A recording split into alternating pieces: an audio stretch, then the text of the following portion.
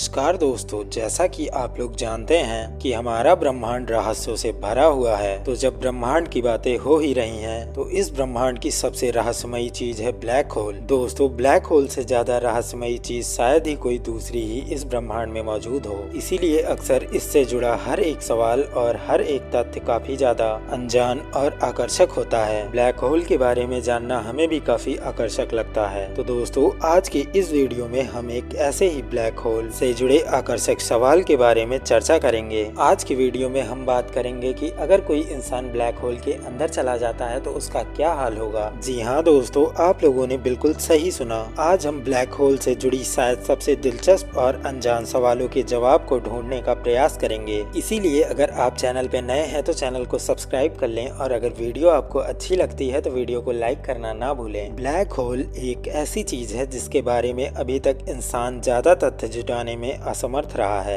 इसीलिए आगे जिस बारे में भी चर्चा करेंगे वह अनुभव और सिद्धांतों के ऊपर आधार करके किया जाएगा। ब्रह्मांड में ब्लैक होल के होने का रहस्य इंसानों को काफी समय पहले ही पता चल गया था, लेकिन इसके काले वर्ण और रहस्यमयी संरचना के कारण इसको लेकर वैज्ञानिकों के अंदर काफी ज्यादा वाद विवाद बने रहे। दोस्तों, कुछ वैज्ञानिक कहते हैं कि ब्लैक होल का केंद्र यानी पॉइंट ऑफ इन्फिनिटी को दर्शाता है, जिसका कि कोई अंत नहीं है। इसके अंदर का गुरुत्वाकर्षण बल इतना ताकतवर होता है कि इससे प्रकाश भी नहीं बच पाता। दोस्तों, इसका मतलब यह हुआ कि यह लाइट को भी अपने अंदर निगल लेता है। इसीलिए इसके अंदर प्रवेश करने के ख्याल से ही हमारे रोंगटे खड़े हो जाते हैं। दोस्तों, कुछ वैज्ञानिक कहते हैं कि अगर कोई इंसान ब्लैक होल के अंदर प्रवेश करने की कोशिश भी करता है तो उसके शरीर के अंदरूनी अंग ब्लैक होल के असीमित गुरुत्वाकर्षण बल के कारण चारों तरफ फटकर बाहर आ जाएंगे, जो कि देखने से काफी दर्दनाक और अमानवीय लगेगा। जैसे टूथपेस्ट के ट्यूब से टूथपेस्ट बाहर निकलता है, ठीक उसी तरह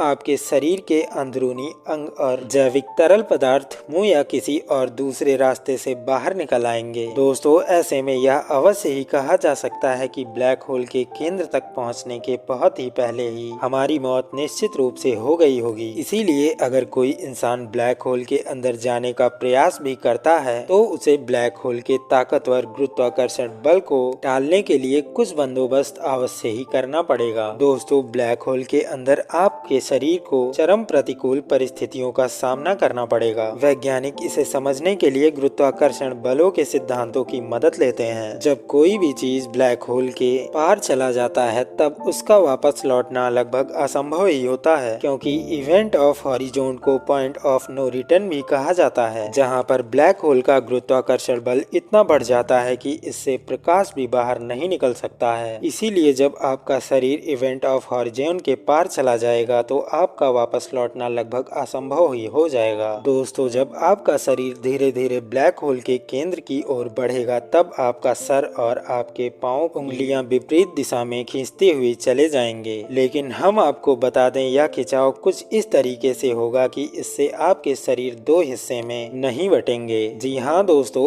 आपका शरीर पहले के भांति ही रहेगा, लेकिन धीरे धीरे इसकी लंबाई बढ़ती चली जाएगी, मानो कि जैसे कोई रस्सी हो। इस प्रक्रिया को वैज्ञानिक स्फेगेटिफिकेशन कहते हैं, क्योंकि इस प्रक्रिया में आपका शरीर स्पिंगटी में तब्दील हो जाएगा। दोस्तों, देखने में बिल्कुल स्पिंगटी हूबहू चाउमीन की तरह ही दिखता है। तो आप जरा भी अंदाजा लगाएं कि आपका शरीर चाउमीन में बदल जाए तो वह कैसा दिखेगा। हालांकि यहाँ पे महत्वपूर्ण बात यह है कि इतने भारी मात्रा में गुरुत्वाकर्षण बल को सहने के बाद भी हमारा शरीर काफी समय तक साबुत ही बचा रहेगा। लेकिन दोस्तों, इस प्रक्रिया के कारण होने वाले दर्द शायद इंसानों के लिए इतने दर्दनाक होंगे कि वह इसी दर्द से ही अपना दम तोड़ देंगे। वैज्ञानिकों का मानना है कि इंसानी दिमाग चरम प्रतिकूल अवस्था में अपने आप बंद पड़ जाता है और इसके अंदर मौजूद कोशिका स्वतः विघटित होने लगती हैं। इसी वजह से जब आपका शरीर स्पिंगटी बन जाती है तब आपके दिमाग के अंदर मौजूद कोशिका खुद व खुद नष्ट होने लगेंगे। इसी वजह से आप तुरंत ही बेहोश हो जाएंगे या फिर उसके उपरांत मौत को प्राप्त हो जाएंगे। दोस्तों, मरने के बाद हमारा शरीर धीरे धीरे सूक्ष्म कणों में विघटित होने लगेगा और यह सूक्ष्म कण बाद में मौलिक कणों में परिवर्तित हो जाती है। दोस्तों, मौलिक कणों में परिवर्तित होने के बाद आखिर में हम सिंगुलैरिटी को प्राप्त करते हैं। दोस्तों, सिंगुलैरिटी की अवस्था हमारे शरीर को मौलिक कण अति से अति सूक्ष्म हो जाते हैं। यहाँ ध्यान रखने वाली बात ये भी है कि एक बार सिंगुलैरिटी को प्राप्त होने के बाद कोई भी चीज अपने मूल अवस्था में नहीं आ सकती। इसके लिए एक बार हमारा शरीर सिंगुलैरिटी को प्राप्त हो गया तो हमारा अस्तित्व उसी के साथ ही साथ हमेशा के लिए मिट जाएगा। दोस्तों, हम अभी तक बात कर रहे थे कि अगर हम ब्लैक होल में गिर जाएं या प्रवेश कर लें तो हमारा क्या होगा, लेकिन आपने कभी यह सोचा है कि वहां तक जाने के लिए हमें क्या क्या करना पड़ेगा? तो दोस्तों, जब आप ब्लैक होल के अंदर गिरने या फिर प्रवेश करने जा रहे होंगे तो आपको प्रकाश की रफ्तार से गति करना पड़ेगा। हालांकि इतनी तेजी से गति करने के बाद भी जब आप ब्लैक होल के केंद्र की ओर धीरे धीरे बढ़ते हैं तो स्पेस टाइम धीरे धीरे धीमे होता चला जाता है। तो अगर ब्लैक होल के अंदर घड़ी पहनकर जाते हैं तो केंद्र की ओर बढ़ने के साथ ही साथ आपकी घड़ी भी धीमी हो जाएगी। दोस्तों, आपको ऐसा लगेगा कि जैसे समय थमता चला जा रहा हो। यह बात ब्लैक होल के बाहर खड़े हुए इंसान को ज्यादा अच्छे तरीके से पता चलेगा। दोस्तों, यह सारी की सारी चीजें टाइम डायलेशन को दर्शाती हैं। इसके वजह से ब्लैक होल के अंदर पहले ही गिरी हुई चीजों को आप पहले देख पाएंगे। दोस्तों, ऐसे इन्हें देखने के साथ साथ ही आप इन चीजों को अपने गिरने के